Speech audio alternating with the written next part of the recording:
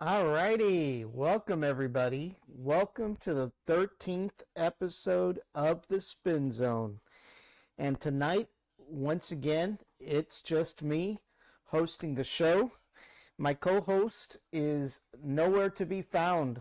I think he's either playing hooky or he won the lottery, one of the two.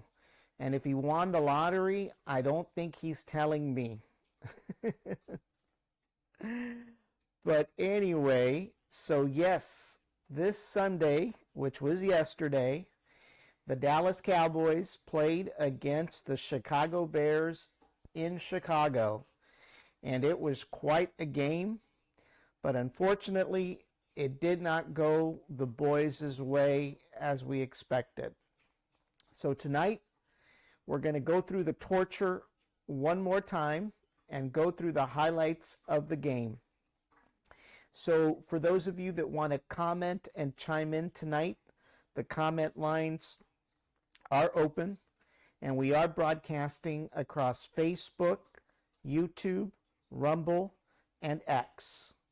And don't forget to subscribe to the Brownsville Tech Live YouTube channel so that you can get all the notifications regarding this show and all the other shows that we have. And at the same time, become a follower on Brownsville Tech Live and 956 Live on Facebook. So we thank each and every one of you for tuning in each week and for joining us tonight. So here we go, folks. Let's get started. And it was game number 3 of the regular season. So we've had 3 regular season games. And as we mentioned, the boys played the Chicago Bears up in Chicago. So with 3rd and 8 and 10:35 still on the clock in the first quarter, number 10, the quarterback for the Chicago Bears, Williams, throws a pass to their wide receiver, number 15, Odunze, and he runs for a touchdown. This allows the Bears to score first for the game, and that took the score 7 for the Bears and 0 for the Cowboys after the Bears made the extra point. So it started off with the Bears scoring first. And you know that rule. The team that scores first usually is the one that wins. A lot of times it's just a Super Bowl thing, right? But lately it appears to be creeping up in the regular season, right? For whatever reason. So, and I'm drinking my Subway Dr. Pepper tonight because that was my dinner. So they scored 7 points with that touchdown. And with 4th and 2 and about 4 minutes remaining in the first quarter, the Cowboys had to rely on old reliable, I call him old reliable, Brandon Aubrey, and he attempts a 53-yard field goal. And it is good, like always, allowing the Cowboys to score 3 points. But the Bears continued to lead by 7. So the Cowboys made the field goal. They put 3 points on the board, but the Bears were still ahead with 7. So that wasn't too bad. We weren't panicking at that point, right? It was still early in the game. It's the first quarter. No big deal. Well, with 1st and 10 and 4 minutes and 11 seconds in the first quarter, Williams, number 10, Williams throws a pass to number 10, Luther Burden III, and he runs for this touchdown, allowing the Bears to increase their lead by 14, while the boys remain at 3. Once again, it's the first quarter. We're not in panic mode. There's still plenty of time, right? No need to panic. None whatsoever. We're still in good shape as far as I'm concerned, right? Well, and of course, something happened to poor CeeDee Lamb. He hurt his ankle, and that pretty much took him out of the game for the entire time. So something happened to CeeDee Lamb. Not a good thing.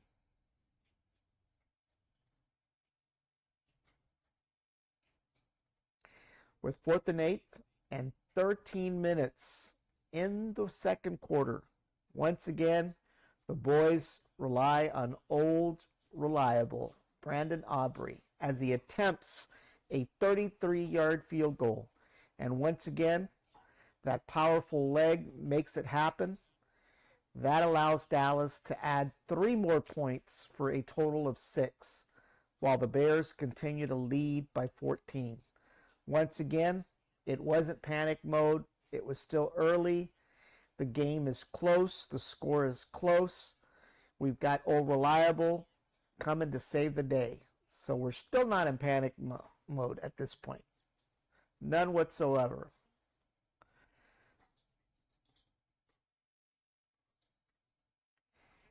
And it just got better with 2nd and goal and 7:57 remaining in the second quarter. A pass is thrown to number 3, George Pickens, for a touchdown, taking the score 12-14. So that was great. George Pickens caught a pass. He scored a touchdown, bringing the boys within striking distance. 12-14. It ain't over.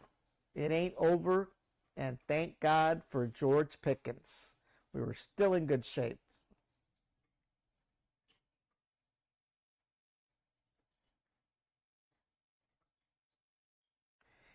And then the boys attempt a 2-point conversion after George Pickens' touchdown. The ball is caught by Jalen Tolbert, tying the score 14-14. It is great. The Cowboys catch up. It's getting to be a pretty good game. We're pretty excited. We've got this game coming. We've got this game. I can feel it, right? 14-14. It's not a bad place to be in, especially in the second quarter.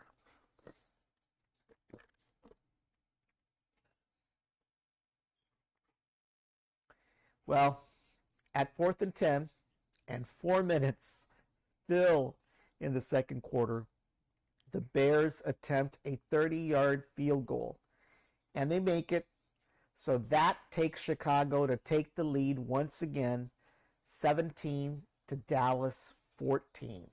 So once again, after the tie, after the Pickens touchdown, the 2-point conversion caught by Tolbert, tying that game 14-14, Chicago once again takes the lead 17-14. Once again, no big deal. Still early. The boys are in striking distance. It can't be that bad, right? Well, with 1st and goal and 25 seconds remaining till the end of the second quarter, Williams, their quarterback, throws a pass to 85 Kemet for a touchdown. That increases the Bears' lead to 24 after the extra point. Now I'm worried, right? Now I'm worried. The boys are going into halftime a little behind, but it's not over yet, folks. It's not over, right?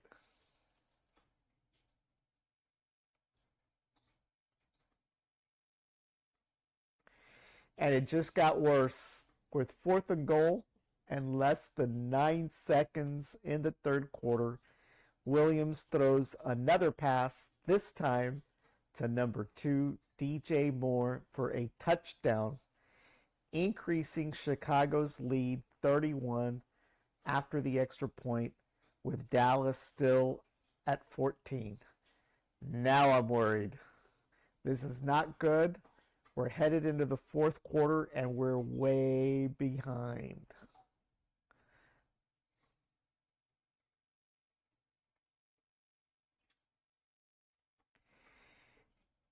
And to add insult to injury and the final nail in the coffin, with less than a minute in the fourth quarter and 3rd and 7, Joe Milton, now quarterbacking, throws a pass meant for George Pickens, and it is intercepted by number 31, Bayard III from the Bears, sealing the game for a loss for the Cowboys, and the Bears defeating the Dallas Cowboys 31-14.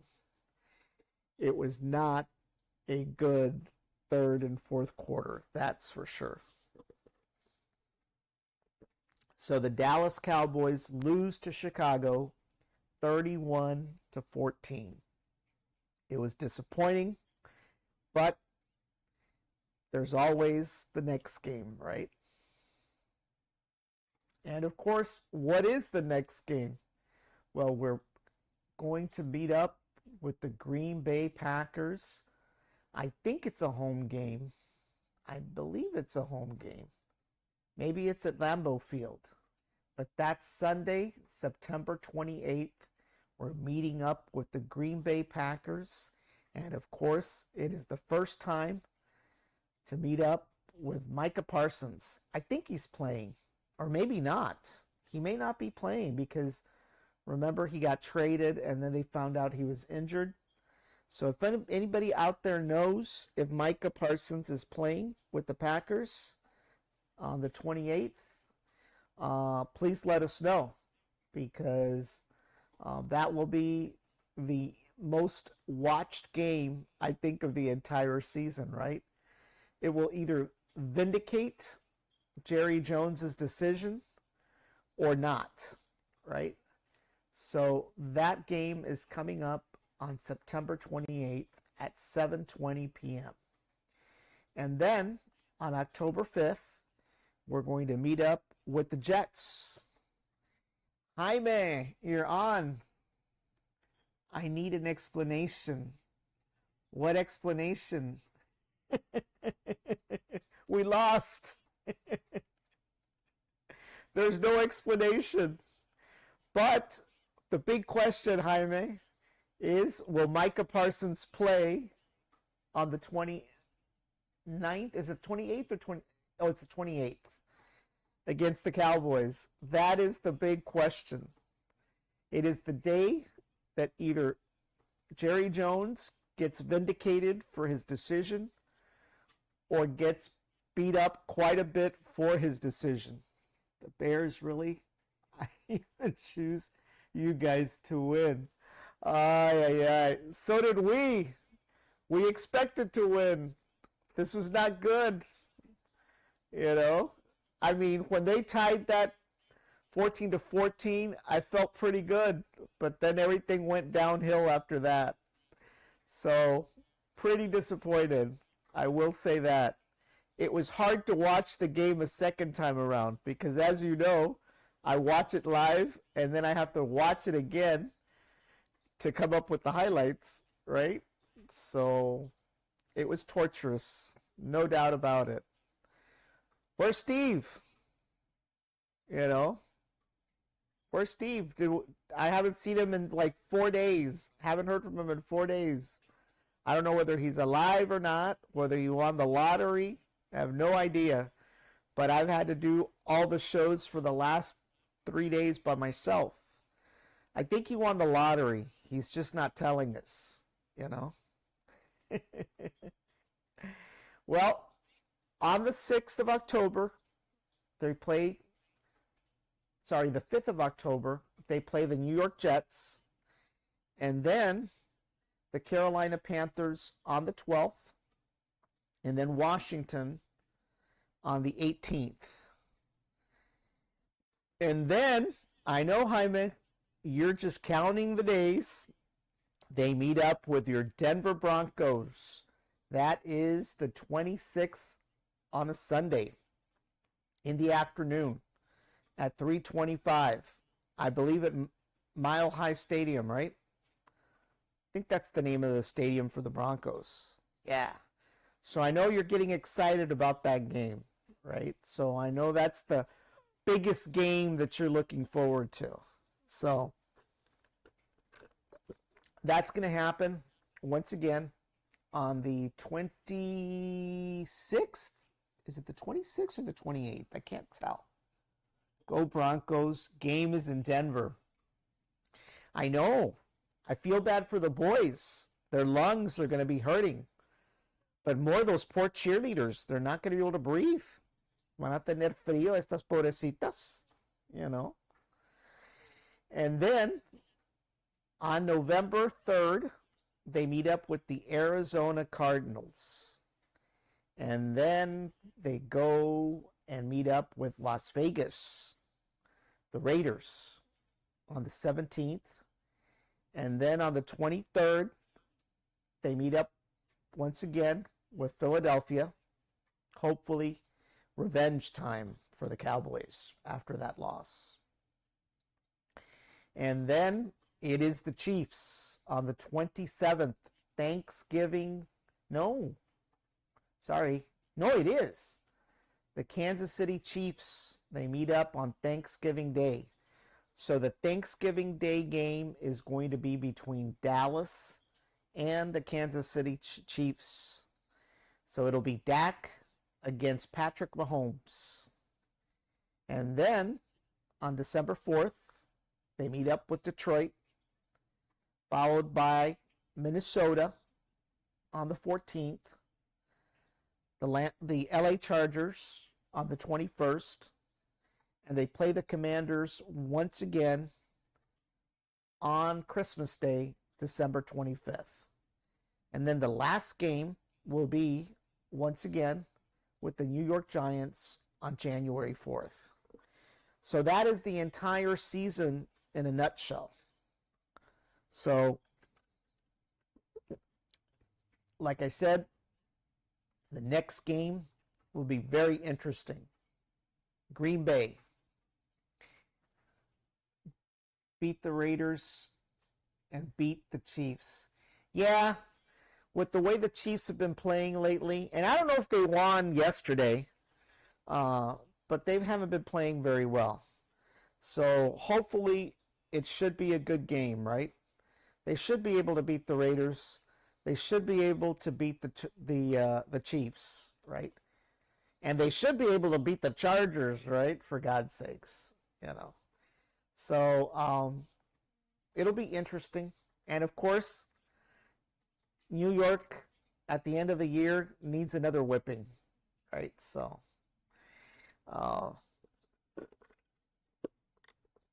I'm more concerned about Philadelphia, the game before Thanksgiving, right? So they're still the Super Bowl champs. So they did versus the Giants.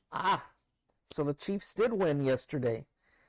Yeah, I have an aunt that lives up there. She's a big fan of the Chiefs, and so I'm surprised she didn't call me yesterday. But yeah. So, yep, it was not a good game this weekend. It wasn't that bad, but it was bad, right? There was hope.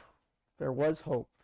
That tie brought lots of hope, but it soon dwindled. So, but anyway, I pulled my old slide. What the heck? There we go. So that is the entire season, folks. It's also pretty much for this episode, episode 13.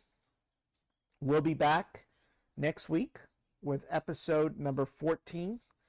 And hopefully Steve will be back by then. And once again, on Thursday, we also have the highlights of the game between the UT Longhorns and the Sam Houston Bearcats that also happened this weekend. So be sure to tune into that on Thursday as well. Once again, Jaime, thank you for watching and commenting. Always look forward to hearing from you, man. And it's getting exciting, and I know the day that you've been waiting for is coming, and it is coming fast. So, but we got to get past the Packers first and some of the others before we get to Denver. So, everyone, have a great evening. Thank you all for watching.